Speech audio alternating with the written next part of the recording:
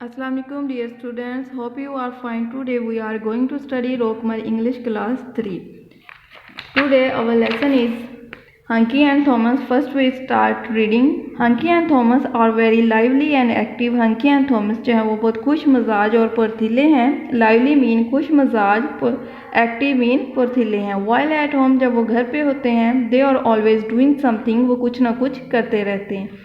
Hunky and Thomas are playing in the wood. Hunky and Thomas जो है वो जंगल में खेल रहे हैं. लुक अप देयर, ऊपर देखो. सेज हंकी, हंकी ने कहा.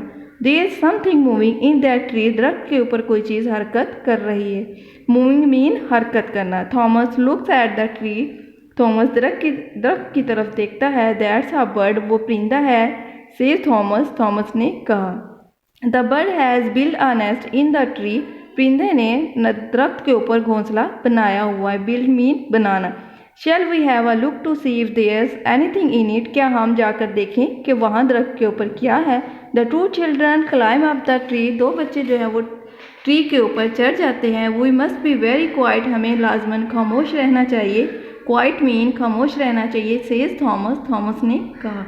Otherwise we will frighten the bird, वरना जो परिंदा है वो खौफजदा हो जाएगा. They sit on a branch close to the nest. वो घोंसले के करीब एक ब्रांच या एक टहनी पे बैठ जाते हैं. They have a good view of the nest. वो घोंसले का अच्छा नज़ारा कर रहे होते हैं. From where they are sitting, जहाँ पे वो बैठे होते हैं. The bird is sitting on the eggs. परिंदा जो है वो अंडों पर बैठा होता है. यहाँ पे जो बर्ड है वो मादा परिंदे की बात की गई है. से थॉमस, थॉमस ने कहा. She has laid her eggs in the nest. वो जो है वो अंडों पे घोंसले में जो है वो अंडे दे रही होती है. And they need to be kept warm, और इन्हें गर्म रखने की ज़रूरत होती है. So she is sitting on them.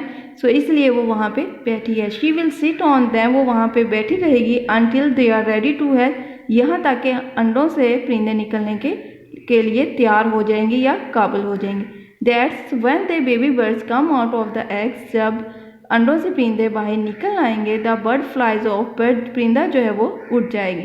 Look देखो. सेज हंकी, हंकी ने कहा. There are two eggs in the nest. घोंसले में दो अंडे हैं. येस हाँ. से थॉमस, थॉमस ने कहा. So when they are ready to hatch, जब ये हैच के लिए तैयार हो जाएंगे. Two baby birds will come out of them.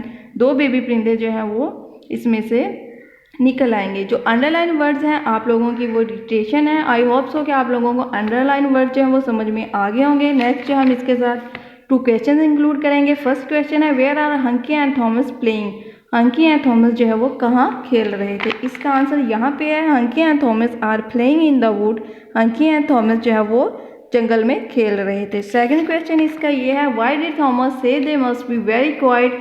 Thomas ने ये क्यों कहा था कि हमें बहुत ज़्यादा खामोश या लाजमन खामोश रहना चाहिए. Because Thomas said that so that they would not be frighten the bird, क्योंकि वो चाहता था कि परिंदा जो है वो खौफजदा ना हो.